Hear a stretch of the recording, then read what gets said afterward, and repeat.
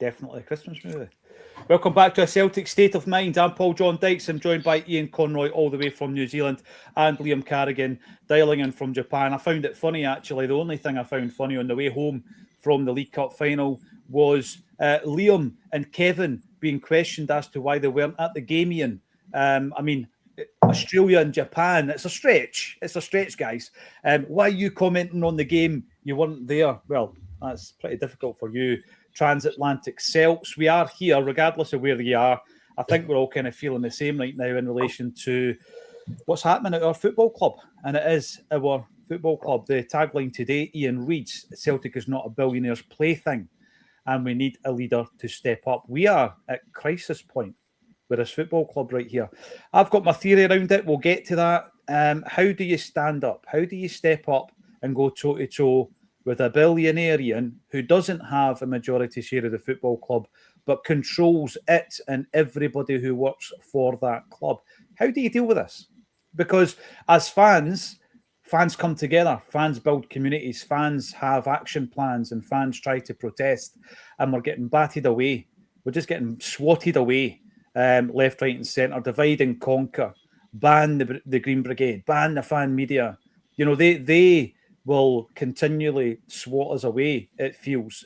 Is there someone within the club, Ian, who can step up to this billionaire who's using Celtic like a train set?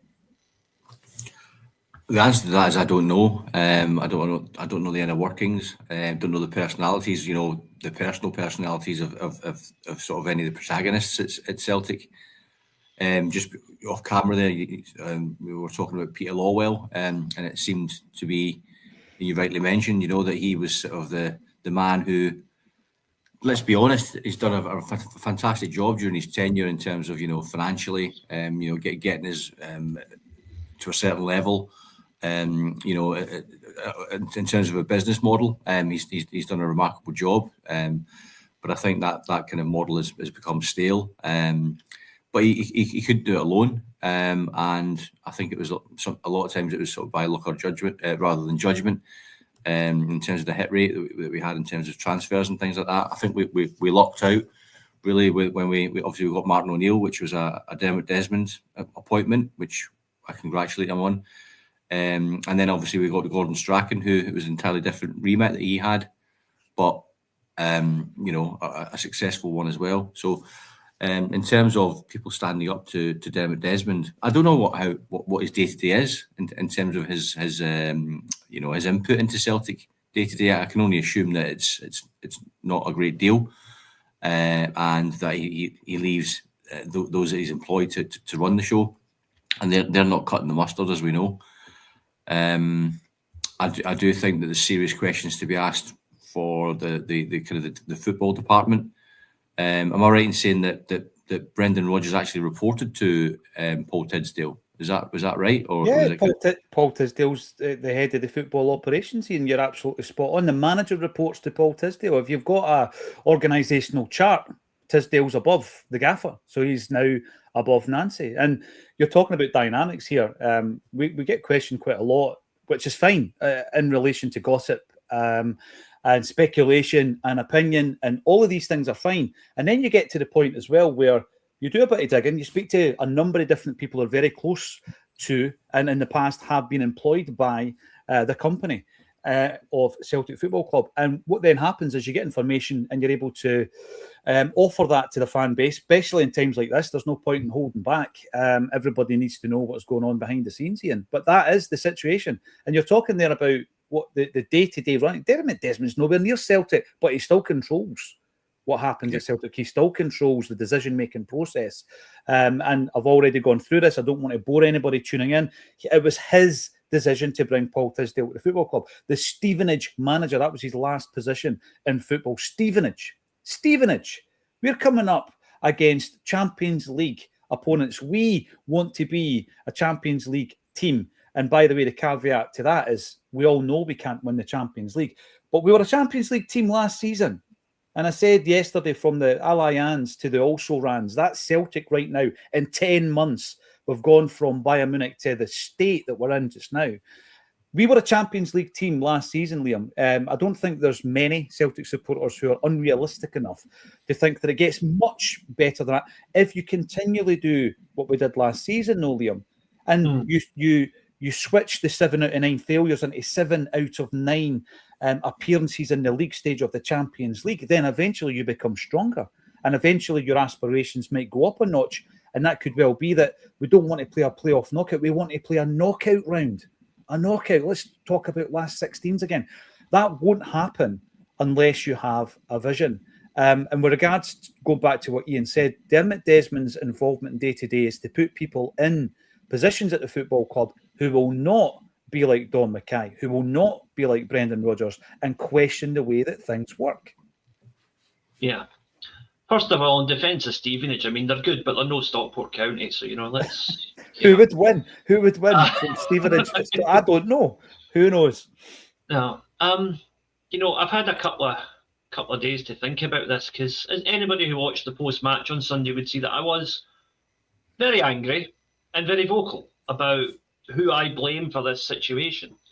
And it's no Wilfred Nancy, because it's clear it's become clear, I think, to me. I know 3 games is too early to judge a manager, but sometimes someone is just such a misfit in a job that you have to say, this doesn't seem to fit. And it seems to be that way with Nancy, right? But it then goes to who hired him. And that's Tisdale acting on behalf of Desmond, because as we discussed previously, the rest of the board are basically reduced to being his puppets. Mm-hmm. So to me, it's no longer about sack the board. It's sack our largest shareholder, not our owner, because he is the root of the problem. See the sack the 34.7% shareholder.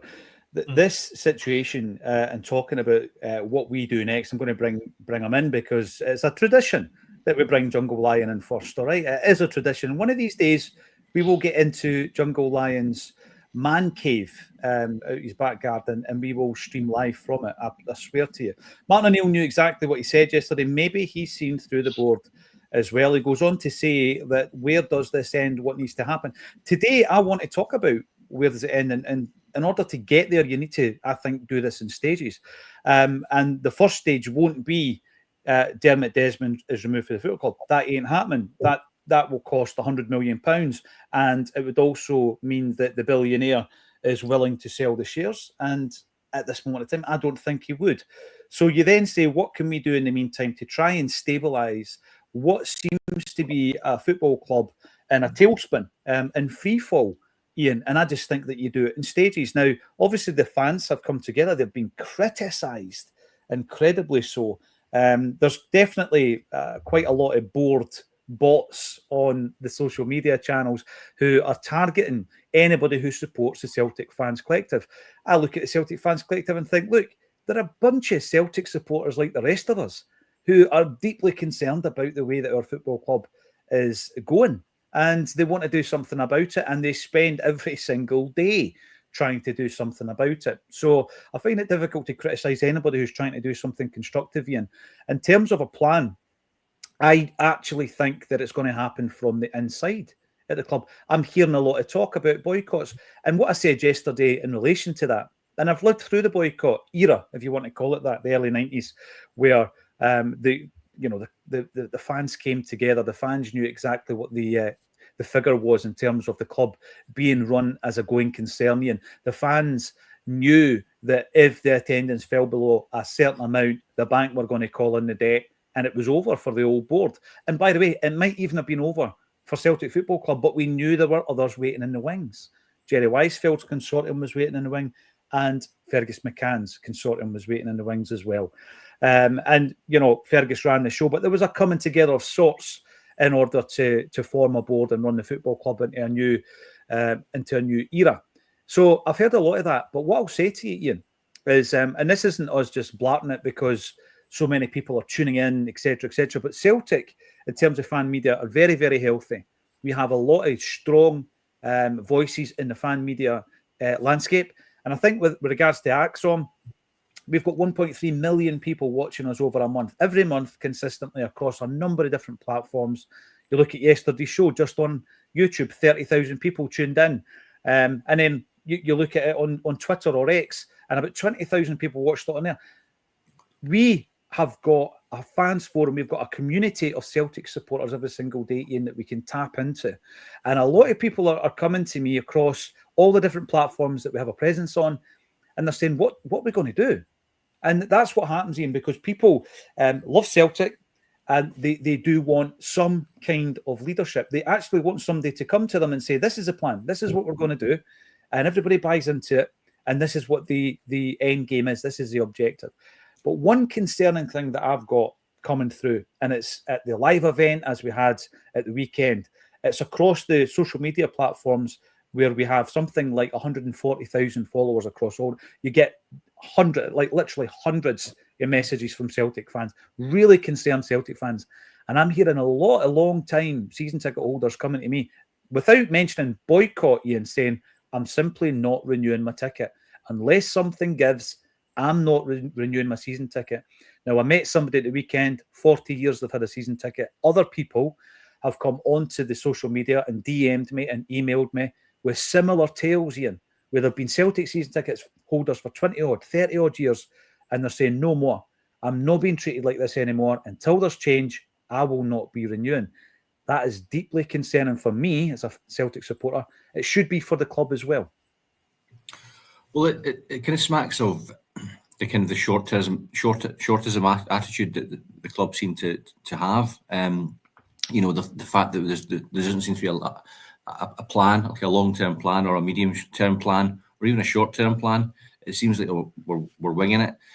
I know this is happening, and it's happened a lot in the Premier League. With the kind of there's a vacuum created in terms of it's supposed to be the working man's game, and the fact that ordinary fans from a sort of bygone era, I suppose, are priced out of it. So therefore, where does that generation of fans go? They go and watch other teams. They go and sort of drop down the leagues and start looking at things like that. The way this is going with sort of someone who's had a season ticket for that length of time, and others, I know JP Mason mentioned as well that he was considering it as well, and that is going to create a vacuum. This I don't know if JP's got children, but that's kind of the way it goes. These things get passed down the line. We pass these things on to our children, and that's how this perpetual support for this club happens. I started doing this pod when you kindly invited me on a few years ago, and it's been amazing sort of living in New Zealand. You just have to wear a Celtic shirt, or you hear an accent, and you get chatting anywhere, and you meet kin, you meet a brethren, and it's amazing. It's honestly an amazing feeling. This is the truth. The same can be said, for any football team, but our reach, we're up there. We're up there with any of the big boys that you care to mention. And the fact that there's no plan, it doesn't seem like we've got a plan. We're winging it. It shouldn't. It's inexcusable. I don't know the inner workings. I don't know how it goes. But we've been saying this for certainly since I've been on Acsom, that we're heading towards some kind of disaster, some kind of fallow period.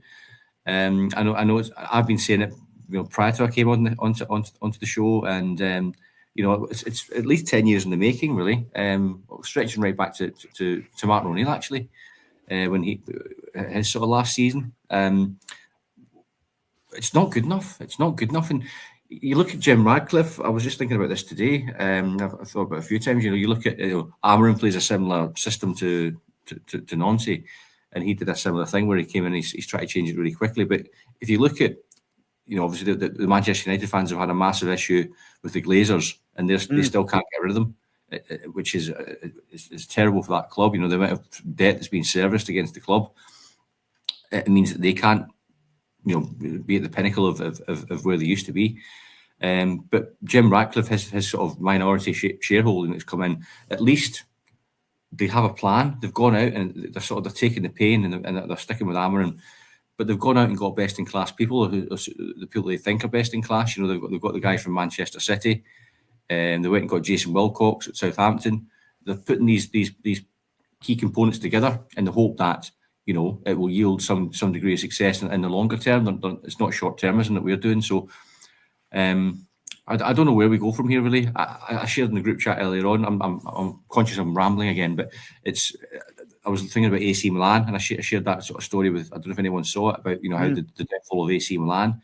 And we've got to be careful as well. You know, we've got Dermot Desmond, who's done great things. Let's be honest, he's done great things over the years. And, you know, when he's been sort of so moved, he's gone and gone, right, I'm going to go get the big guns in. He's gone and got Brendan Rodgers, and then got Martin O'Neill, you know, Strachan, things like that. So, you know, sometimes it's like careful what we wish for, because imagine if we fell into the hands of one of these hedge funds or one of these venture capitalists, or, you know, or Far East ownership, who certainly don't get the model of European football, you know, American ownership and things like that. So there's more and more of those guys coming in. I think that's heading down a path where, you know, you could potentially looking at rule changes, all that kind of stuff. So I'd love to get to a point where, you know, maybe Christmas is coming up and maybe there's a Scrooge scenario, a Christmas Carol scenario comes up where the ghosts of Christmas past, present and future meet Mr. Desmond and show him what has been and what could be, because it's something we need. No, we do, and it's a great point, because having again spoken to many people involved in business with a Celtic state of mind fairly recently, everyone from Willie Hockey to Paul Smith to David Lowe, Stephen Craig, etc. I find it astonishing that we have a situation where we could wake up tomorrow, Ian.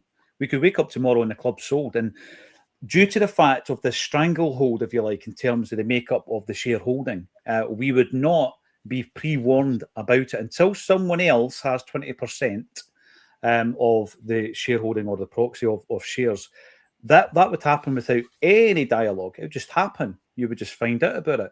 So we need to, you know, in the long term, get into a situation where that stranglehold doesn't exist, so that the rogue takeover, if you like, doesn't happen.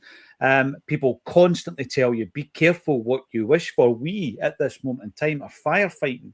We're firefighting a situation where if Celtic continue down this trajectory on the park, I'm talking about for the moment, then we will not win the league. We absolutely will not win the league. And if anybody disagrees with that, we'll talk about it on the aftermath of the 3rd of January when we play Rangers. And that's 5 games down the line. Of course, that 5-match run starts tomorrow night against Dundee United at Tannadice. How confident are you that we're going to get a result there? Followed up by a game against Aberdeen. Then we're away to Livy. We're away to Motherwell, who, by the way, are probably the dark horses this season, doing really well.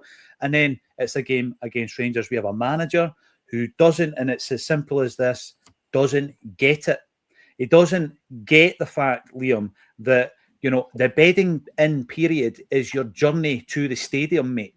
The bedding in period isn't your first 3 games. It's not your first 8 games. It's not 6 months. You have to, like Martin O'Neill before you have to hit the ground running. Ange Postecoglou tweaked, I mentioned this yesterday, Liam, he tweaked the team in such a way, right? And I'm not a dinosaur, but I had never seen Celtic play with inverted fullbacks. That was a tweak. He made that change. Martin O'Neill, he comes in and the confidence of the team was low. We were playing dreadfully. We had 2 defeats back-to-back. Hearts, Dundee, dreadful situation. He was able to pick them up. So it's not all a situation where Nancy's come in and it's, oh, this is a disaster waiting to happen. We should have done a lot better. When you look at the League Cup final in isolation, Liam, and I had to watch it again from time to time, these are the things you've got to do. And I was saying this yesterday, people are saying to me, and I'm seeing wee clips online, an Arsenal fan took lots of clips from the Roma games. Oh, look, Celtic, look at the build-up play. It looked great, free-flowing football, etc. Absolutely not. I'm not going to end up at the end of the season, Liam, with a what might have been compilation or montage of film footage of good moves that we didn't finish by scoring a goal or we didn't win the game. That's not Celtic. Celtic is about winning. That's the culture above all else, Liam. I don't think Nancy has got that in him. No, I mean, look at Brendan Rodgers, right? Now, say what you will about him, the football was at times not an easy watch at all, but generally up until the last few months, it got results. It got the job done, right? Martin O'Neill comes in, steadies the ship, and again, although, particularly the last couple of games under O'Neill, we were basically running on fumes, we got the job done. We got it over the line. We need that kind of manager now. That if Nancy wants to rebuild and bring in his full system, whatever, fine, but do it in the summer. We can't do it now. Right now, we need a Martin O'Neill style approach. We need to get this over the line. Now, I wrote a thing this afternoon for the blog, and it's like a best case scenario, right? How the Celtic board could salvage this, right? Just my suggestion. Now, we can go on about getting rid of Dermot Desmond, getting rid of Peter Lawwell, whatever, but at the moment, that's going to take time. We don't have time, right? They don't have time either, because they are bleeding money right now, because people aren't buying stuff. When in recent history have Celtic ever had a 30% off sale in December, right? They know this boycott's hitting them, right? But anyway, so first step, we politely tell Wilfred Nancy, look, it's no you, it's us. This isn't the right fit for you. You've done your best. Maybe Columbus Crew could take him back. They've not hired a replacement yet, right? Because they didn't want to lose him to begin with. We negotiate some kind of fee with them, try and get some of the money back that we've put out for him and his backroom team. That's one way to possibly do it. Then you bring Martin O'Neill back. You ask Martin O'Neill to come back. Clearly, what I read into yesterday, his quotes was that he didn't want to go when he did, and he would have been willing to stay on. Get Martin O'Neill back, offer him either, depending what he wants, either until the end of the season or an 18-month contract. Get Sean Maloney back in, get Mark Fotheringham back in, do what it takes. Sack Tisdale. Get him out of there, right? Again, easy scapegoat in a long-running series of scapegoats for the Celtic board. They've blamed the Green Brigade, they've blamed us, the fan media, they blame Brendan Rodgers, and they'll probably try and blame Tisdale now. But it's an easy short-term fix. Martin O'Neill is pragmatic enough that he could probably get, with a few signings, he could scrape together a team that would still win the league. I reckon. In January, he brings in 3 or 4 players that he knows will get the job done at that level. We go on and win the league. And then in the summer, we reassess. Now, if O'Neill wanted to stay for 18 months, I would say you then bring in a young manager next season who's willing to work with him for a year, an apprenticeship of sorts. After which time, by that point, Martin O'Neill will be 75. He hands over to the new guy and gets moved upstairs as a thank you. It's something we should have done for Jock Stein back in the 70s, and we didn't. You're right. We should give Martin O'Neill, whether it's an honorary chairmanship or whatever, put him up in the boardroom and give him a voice, and also keep that council there for whenever a new manager or anybody else needs it, to have Martin O'Neill on speed dial. No, I agree with you, but that would involve forward planning, Liam, which seems to be beyond. Also involve the board admitting they're wrong, which never happens. Well, these are the things that I want to break down today. What steps need to be taken in order to resolve this? And one of the first ones is that people need to admit where they've been wrong, Liam, right? They need to admit that, right? And then obviously what you then do once you've admitted it is you can put it right. If you continually bang your head against the brick wall and say, nah, we've been fine, it's all Brendan Rodgers' fault, because going back to that statement, it was all Brendan Rodgers' fault. It was nothing to do with the structure, nothing to do with the policy. It was all Brendan Rodgers' fault. And we'll talk about Brendan's whereabouts now because he's got a new job. Whilst you were talking, Liam, I was paying attention, but I was flicking through my notes here because obviously I attended the meeting back on, I think it was the 6th or the 8th of October. It says the 8th on my diary anyway, with the CEO and the CFO. And we asked, as a group of fans, we asked about Paul Tisdale. So I want to focus on Paul Tisdale for a while. Whenever you focus on anything and the opinion after having spoken about that person's impact or otherwise is that you think it's time for them to go, there is an element of people who say, oh, you're trying to scapegoat. I'm going to go back to what I said before. We're firefighting it ain't working. And in order to make the required changes, some of the personnel will have to go. It's nothing personal. If they can't do the job, they shouldn't be at the football club. And the exact phrase used by the CEO that day was that Paul Tisdale had originally come in as part of a consultancy project.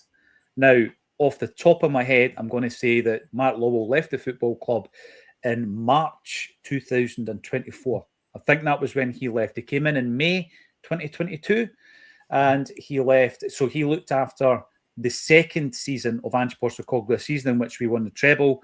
He looked after the deals that involved us signing Carter Vickers and Jota on permanent transfers, plus quite a lot of transfers that you could say didn't work in the second season. But part of that was Alistair Johnston, part of that was Aaron Moy, also included Bernaby, etc., etc. But that was Mark Lowell. He leaves the football club, and we run without a head of football operations or a head of scouting and recruitment, as it was under Mark Lowell. Same position, different title. And then eventually Paul Tisdale comes in, but we were informed by the CEO that Paul Tisdale was working on a consultancy project. This was the exact words. I wrote them down when they were said. And during that period, he was analysing the game model of Celtic. So that's exactly what we were told by the CEO. So he was analysing the game model. What does that mean? So he was looking at Celtic and saying, right, before I can then use data-driven recruitment, I need to know what we're looking for. So which players will suit Celtic, the way that you actually play. And he spent that period of time between Mark Lowell leaving the football club and Paul Tisdale being announced as the permanent head of football operations, making sure that he knew what would suit our football club. Since then, every single signing we've made, Ian, has been under the watch of Paul Tisdale, right? So you are looking at a scenario where not Brendan Rodgers' first transfer window, which was that forgettable summer window of the likes of Kwon, Yang, Palma, Novroski, Lagerbielke, etc., because that is in the hands of Matt Lowell. The following one. So this season, last January, and this season, all these transfers are under the hat of Paul Tisdale. I'm afraid he's not done his job properly, Ian. Right? He's not done his job properly. We've not been able to replace players who quite clearly had to be replaced. So we're talking Kyogo, we're talking Kuhn, right? So we go into a European qualifier and people will argue we should have won it. But we sold one of our best assets, failed to replace him. We tell everybody who's listening, we're not going to let Adam Ida go until we get a striker in. We don't get a striker in, but we'll let him go anyway. And we have to sign, I would actually call him an emergency signing in Kelechi Iheanacho, a player who actually I've got a lot of time for and I think he's done really well. Love his attitude. Obviously rushed back, as was Sirachi, as was Johnston, and they've all had a reoccurrence of their hamstring issues. But the transfers have been a shambles under Paul Tisdale. And the issue that we've got, Ian, is that Paul Tisdale was employed by Dermot Desmond. It was his choice to employ Paul Tisdale. So he's bulletproof. He's making an absolute mess of this, but he's bulletproof. And from afar, Dermot Desmond controls the scenario. We don't have a strong enough CEO to step up and say, this isn't working, because he took over from Don Mackay. He knows what happens if you're a CEO who steps up and says, this isn't working, Ian, right? So that is where we are. We have painted ourselves in a corner here, and we need someone to step up, because I, personally, as a Celtic supporter, I don't think Paul Tisdale deserves another window. Now, if he goes out in January and he knows the new game model, because the game model's changed, isn't it, since Brendan Rodgers was in charge? You know, Nancy's game model is different from Martin O'Neill's or Brendan Rodgers'. So we have now started to look for players since Nancy is in the building for January. We need about 6 players net in January, and we're buying them on a different game model. This is a shambles. This is a disaster waiting to happen. So I agree with Liam. You've got to get rid of Paul Tisdale first. He's the guy who's the talent spotter, we were told. I wrote it down. He's the talent spotter. He identifies all the talent. And if he's bringing Yamada and Inamura to the table, if that is the quality we're going to get, we're not going to get any better. We will be lucky to finish third at this rate. Rangers are 3 points behind us now, Ian. They beat Hibs last night. We're 6 points behind Hearts with 2 games in hand. I get it. Am I confident we're going to win the 2 games in hand? No, really. under the circumstances. So the route for me is Tisdale. But how do you get to that when he's almost a protected figure at Celtic Football Club? Who's the leader? Who steps up? Who speaks to Dermot Desmond and said, this has got to stop? We are teetering on a crisis here. Well, I mean, anyone in a position of such seniority, and it should be the same for anyone within the board structure. We use this term all the time: KPIs, key performance indicators. So there's a set of metrics that you're given that are really important to the business that you must hit in order to successfully deliver your job. So I think you're quite right. There's KPIs. He mustn't be hitting any of his KPIs. But I think also with the likes of Tisdale, and he's done well to get the job at Celtic, but he hasn't got the gravitas to attract the type of player that Celtic need. His contact, when you employ someone in a position like that, you're also employing their network, their contacts list. And if he has been operating at such, in the lower leagues of English football, sure, you might get some gems, you might get some polished gems, you might get, he's going to have some contacts that might help the operations in the football department at Celtic, but not conclusively, and certainly not as much as we need, and the fact that he's brought in Wilfred Nancy, it's the same for him. He hasn't got the gravitas and the clout to attract the calibre of player that Celtic should aspire to, have aspired to, have signed in the past. It's if someone's got a choice between Celtic and someone else of a similar level, I don't think Wilfred Nancy is going to, certainly at the moment. He might in time, if he gets some success. But at the moment he's an untried and untested manager in Europe. So it's I used the analogy the other day about it's almost like we've kind of appointed to a luxury, a Ferrari or a Rolls Royce dealership. We've only got someone who works for a used car. He's a used car salesman from a parochial place, and they've gone into a big premium luxury brand. You haven't got that experience. You haven't got that clout, to actually to operate in that environment. And the fact that now he's brought in someone who he knows through his network, it's exponentially lowering our brand. It's lowering our image, I suppose, And I think we want to be doing it the opposite way. We want to go, be getting people in who have a reputation, who've got a track record that can elevate us. And Liam, I agree with a lot of the things you were saying before, with Martin O'Neill and all that kind of stuff. If it doesn't work out with Nancy, that fundamentally it's still flawed because we're not taking care of backstage. We're not getting the structure right behind the scenes. It doesn't matter who we bring in. Martin O'Neill was a freak. I think his he came in for that short period and he done really well. The same as Ange Postecoglou. If we hadn't had those two guys manage Celtic, imagine the disarray we'd be talking about all the time. These guys paved over the cracks. Brendan Rodgers to a degree as well, but he was kind of fighting. He was invited to a gunfight with a plastic spork at times.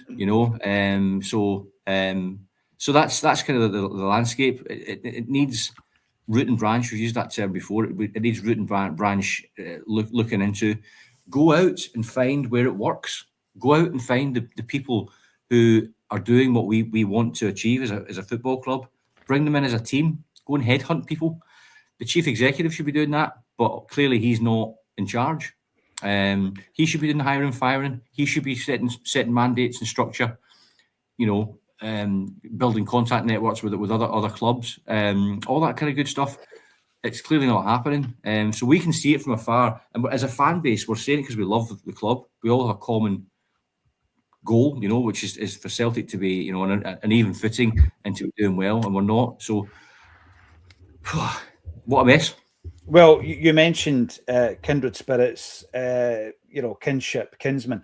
That is exactly what we all are. We want Celtic to do what's best. There is no hidden agenda. Every single time something goes wrong at Celtic, in terms of Acsom, we get the same flack about user loving this because you get more clicks. Nonsense.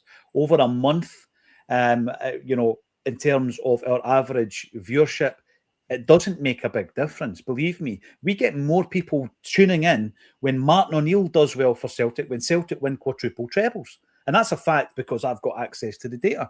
Our two peaks have been the O'Neill second tenure and Celtic winning a quadruple treble. That is just a fact. I'm going to bring in as many comments as I possibly can here. One of them that I find quite interesting is Chipper67. Kyogo was replaced with Jota, and Maeda moved through the middle, who then scored 20 goals. So don't say he was replaced. He wasn't replaced. Jota's a left winger.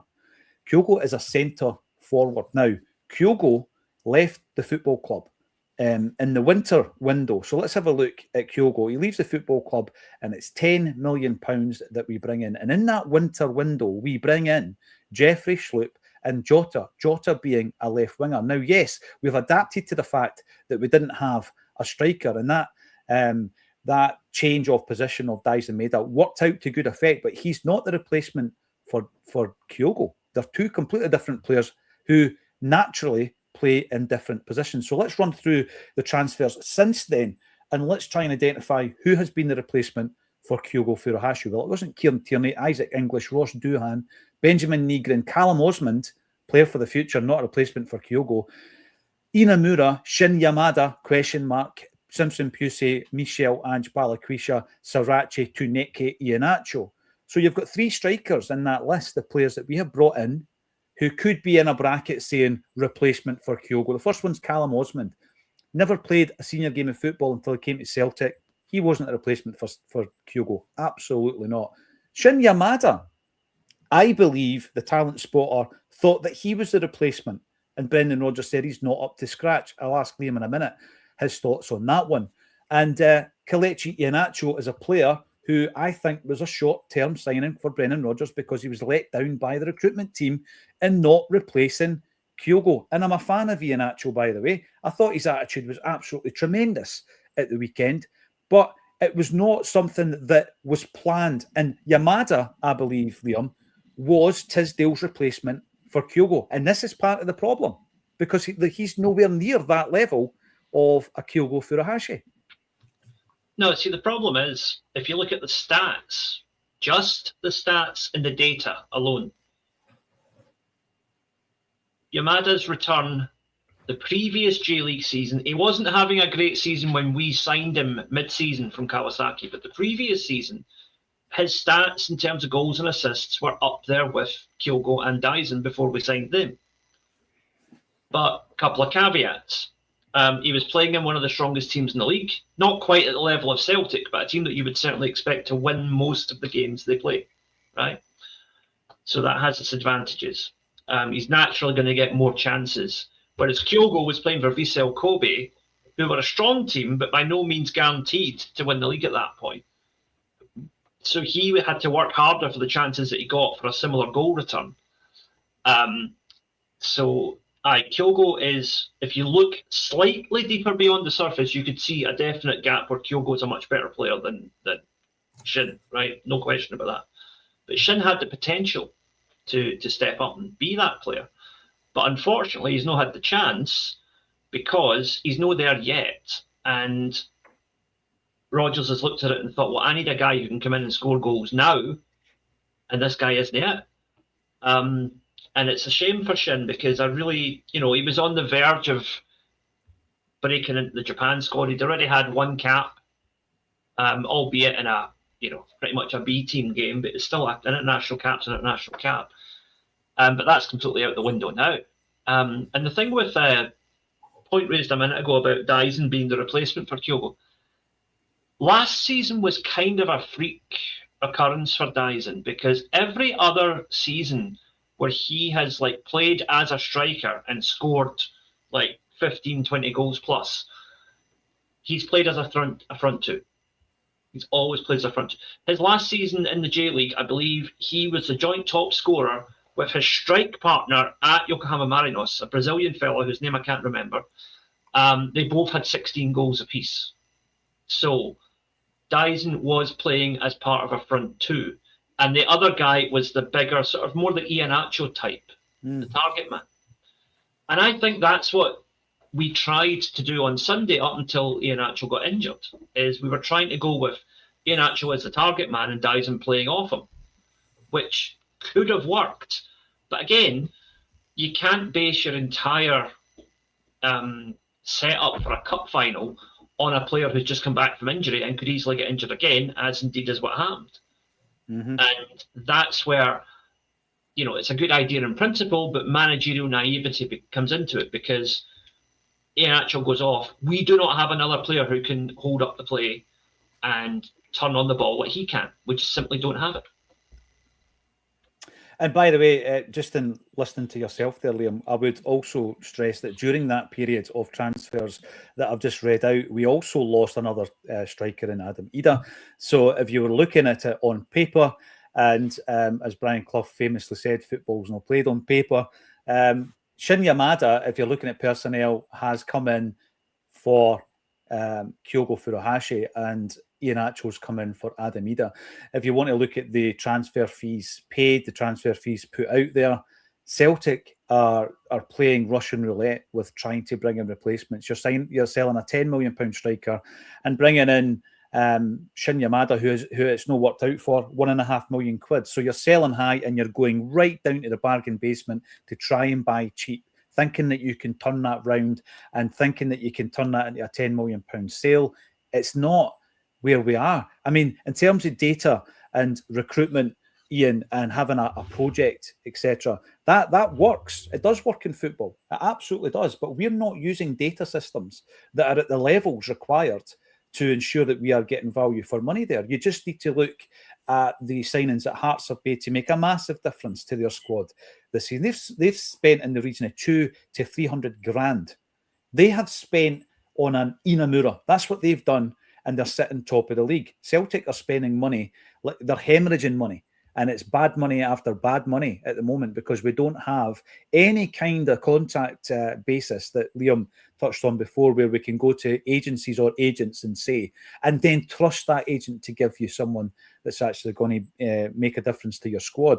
So if you believe, anyone in the comments, that Kyogo and Ida out for Iheanacho and Yamada is an upgrade, I'd love to hear your workings. I'd love to hear your argument. I think it's a massive downgrade, as much as I love Iheanacho's attitude and what he's brought to the team so far. But we brought in about £20 million, brought a free agent back in who obviously it hadn't worked out for his last couple of clubs. He's not 100% fit, and that's shown. He's been injured twice.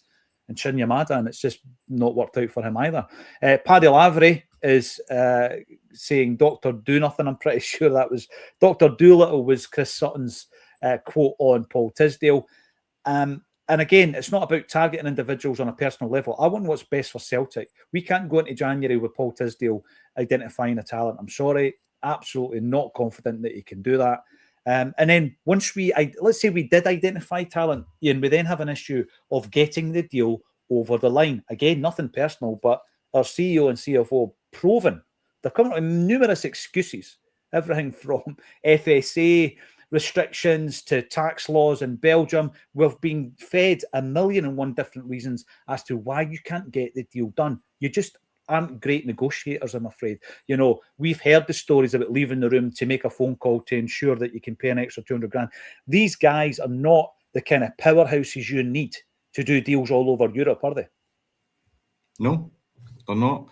I was just thinking before about we were talking about Tidsdale. Mark Burchill is in a similar position at Liverpool. Yeah. He sort of he cut his teeth within that sort of team at Bournemouth. They've made some cracking inroads in the past 5-8 years, really. I don't know how long they've been in the Premier League. So you've got a Celtic-minded Celtic man. You could go and fire into him, see if he'd be interested in coming back. Because then, like I said before, you're not just bringing the individual, you're bringing a contact list, you're bringing a framework, something that's been done and tried and tested somewhere else. So I think that's what we need to do. But like you say, it's like the chief executive, again, not without understanding fully the inner workings. I'm only commenting from outside of the house looking in. It looks like it's a pointless title because he's no power. He's no power to actually execute what a typical CEO would do. Mm-hmm. Or is it a case of he's not made of the right stuff to actually execute that, and that's what's expected of him, but he's not doing it, so he's having to defer to his boss. I don't know. But something's got to change. You know, if they have to sort of keep going back to Dermot Desmond to get approval for everything, it's creating a silo. That's why we're losing out on deals. That's why we're not getting people in the door quickly enough. So I don't know what to say. We all know the problems, but how do we solve it? It comes with Dermot Desmond having a change of mindset, or relinquishing this kind of micromanagement approach, if indeed that is the case. Getting a new chief executive, because I don't think Michael Nicholson, as lovely as a guy he must be. I've heard a lot of people say that he's a lovely guy, and that's fine. He's a big Celtic man. So am I. So are you. So is Liam. But we're not in that job. So there's people out there in the football landscape that could do a better job. And again, go out, bring a network of people in that have got a track record. Well, for me, and again, I keep reiterating this because it is nothing personal. I've met Michael Nicholson once in my life. It's nothing personal. Met Peter Lawwell twice.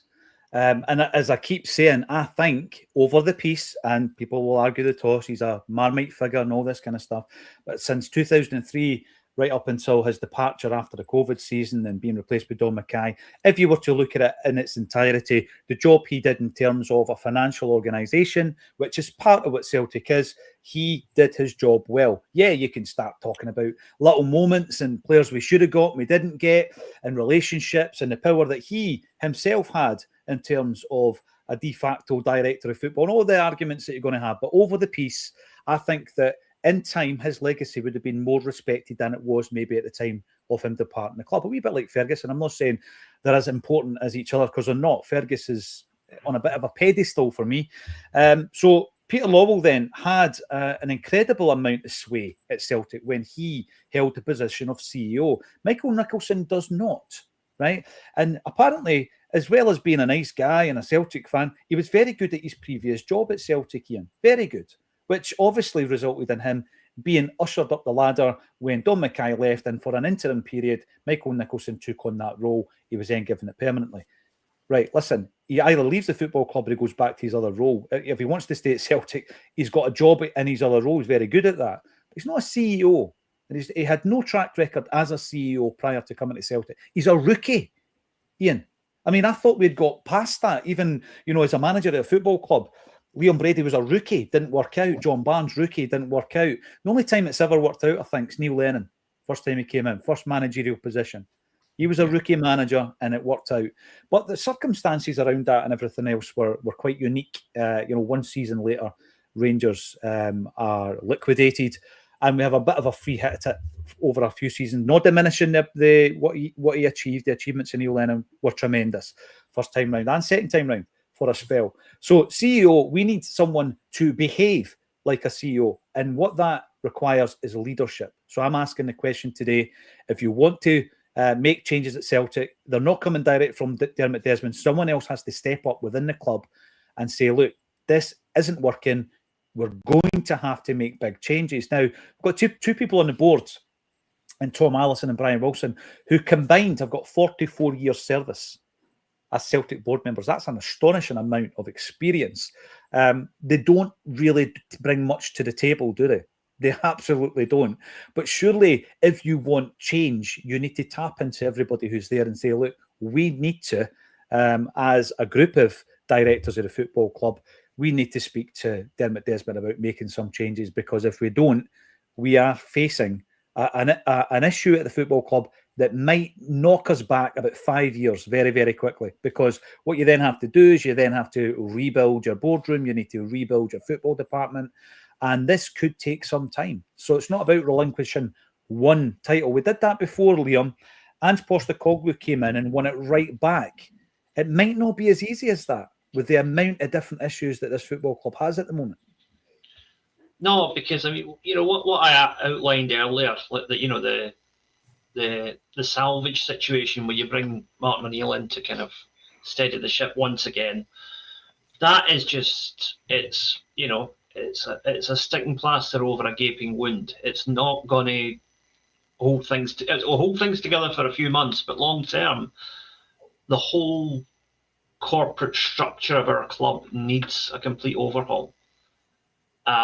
Celtic is too big a brand to have one person, especially one person who only owns a third of it, controlling all the shots. That's not sustainable. It's bad business, right?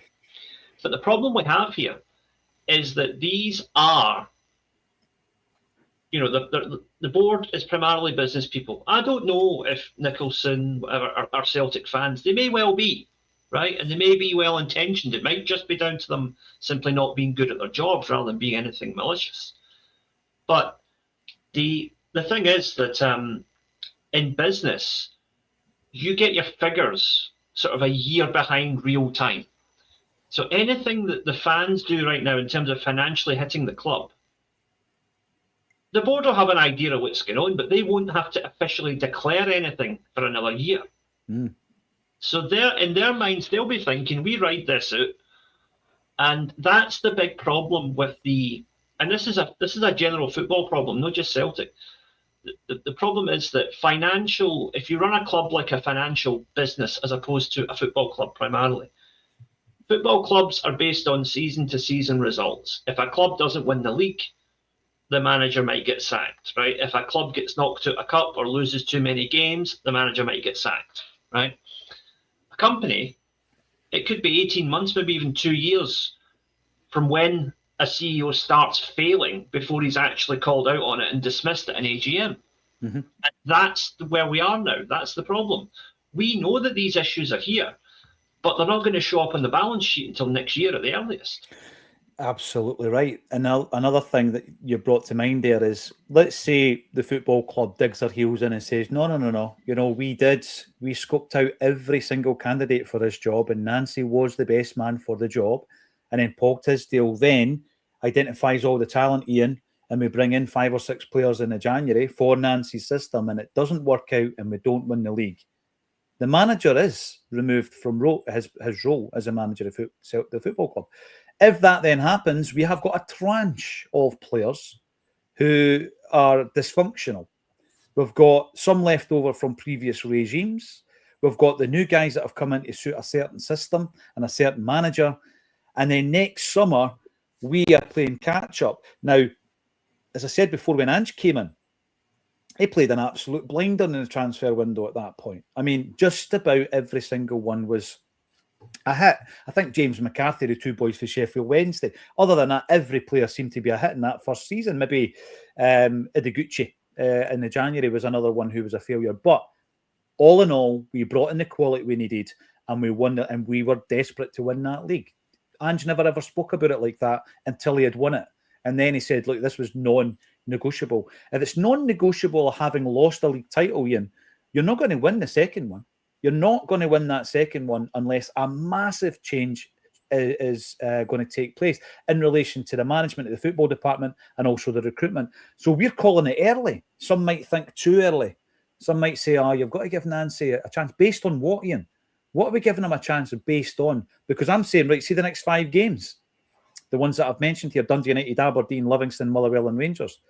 How many sitting here right now are you confident of winning? Well, based on what's happened so far, not confident at all at the moment. And I think it's clear to see, I know it's been spoken about lots and lots and lots. The first time I've been on really to talk about it, but it's such a drastic change in such a short space of time. He's not had a pre-season. All the things are against him. And he's been set up to fail. The guy's been set up to fail. And so far he's failing. And it's kind of like, that with the appointment of Nancy, like it was the same with Ronnie Dyler, Neil Lennon the first time to a degree, despite the fact that he was a highly decorated player. If you bring in someone who is a big hitter or someone who's got a personality, they're going to make demands. And the certain level of effort and requirement from the board is going to be they're going to be held to account by a strong-willed and eminent manager. When you bring in someone who's kind of a keen young Turk, someone who's on the up or hoping to be on the up, there's going to be a level of gratitude, and they're going to sort of kowtow and kowtow to the people who brought them in because they're thankful they've got the opportunity. So at Celtic, you need, like as in the CEO position, you need someone who's going to have that kind of iron fist and a velvet glove, or even just an iron fist. At times, they have to stand up and be counted. So, yeah, I don't know. The guy's been set up to field. He seems like a nice guy, and there are passages of play where it's looked okay, but it's just been a spectacular own goal, really, in terms of the changes without the correct personnel. We all saw Liam Scales. He put a peach of a cross in the League Cup final. He's getting run ragged. It's players who were on the up in ascendancy under Martin O'Neill, the likes of Yang. I don't think Yang's the answer, but there was a step up. Martin O'Neill elevated some players and gave them the wind in their sails and confidence to go out and maybe overachieve. I don't know, but that's been eroded in two or three games. He maximised the group of players that he had, Ian, and that's what Martin O'Neill did. Nancy has not done that. He's not played to the strengths of the squad. This comes down to the point that I was making before. Nancy was appointed by Paul Tisdale. Paul Tisdale does not himself understand what it takes to be the manager of a club the size of Celtic. A club who are looking to be a year-on-year Champions League club. We opened up the show talking about what that actually means. We're not claiming we're going to win it, but we need to compete in it. We competed in it last season. Paul Tisdale doesn't understand what it takes to fulfil that role. Paul Tisdale's managerial career took him from Team Bath to Exeter City, MK Dons, Bristol Rovers and Stevenage.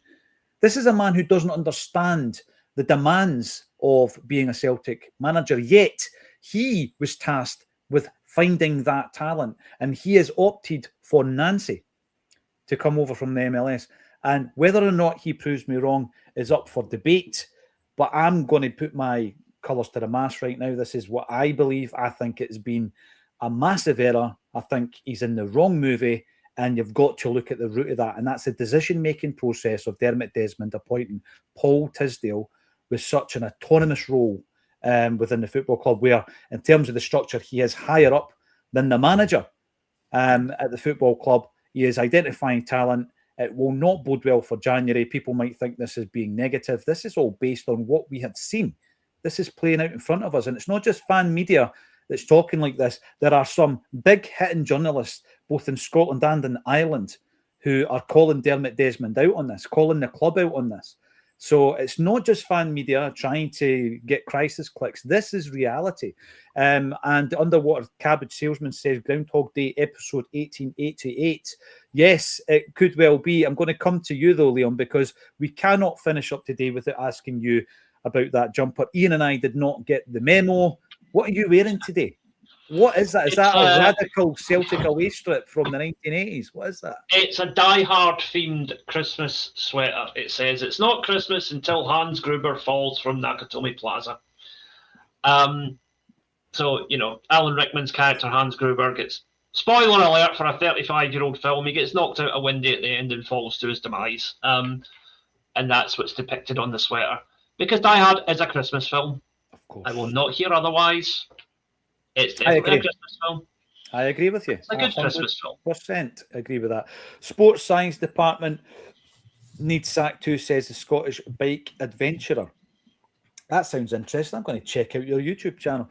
It is very concerning when you've got three players who have come back from the same or similar injury and pulled up in a game or two later, Sarachi, Johnson and Iheanacho. So I understand where you're coming from with that one. Sonny Boy, cronyism, nepotism, spineless yes men, no CV required. When did we start employing rookies in big positions at Celtic?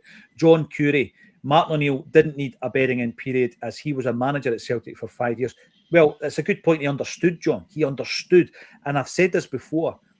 This is where I understand why we sometimes go back to the well. We've done it with Neil Lennon, we've done it with Brendan, we've done it with Martin. Because there's a huge risk on the individual coming to the football club and not getting it. So you're right. Yeah, Martin O'Neill did understand what it meant to be a Celtic manager. Avoid defeat at Fir Park. Is that our ambition now? It's not my ambition, Charlie. It's just the reality of where we find ourselves. I think every game in that 5-game run that I've mentioned are going to be difficult. I think they're going to be difficult, guys. Now, I'm not going to leave this without giving you my view on how we resolve it. I'm not giving Tisdale January. If I'm in a position of authority at Celtic Football Club, there is absolutely no way that's going to end well. We don't have a CEO who is a leader. So we need to tap into who is a leader at Celtic Football Club. And at that point, they need to take Dermot Desmond to task. We're in a situation where that almost sounds as if that is, fairy tale stuff. Ian, he's just a man with shares in Celtic. He needs taken to task. There's a cultural shift required within the boardroom at Celtic where these people with 44 years service between them and a chairman who has got great experience as a CEO need to come together and say, look, guys, we need to do something about this. It needs leadership, doesn't it? Now, what I would say around Peter Lawwell, love him or loathe him, he needs to start thinking about his own legacy, Ian, because at this moment in time, his legacy is being tarnished. He needs to think about his own legacy because in time, when people look back on Peter Lawwell, they will look at his record, they will look at the period of domination that Celtic enjoyed, and yes, they'll come up with a 5-way agreement and they'll be unhappy with that. There will be big issues. But at this moment in time, he's tarnishing his legacy. He needs to step up. There's an opportunity for a group of Celtic directors and the chairman to step up here and take it to Dermot Desmond.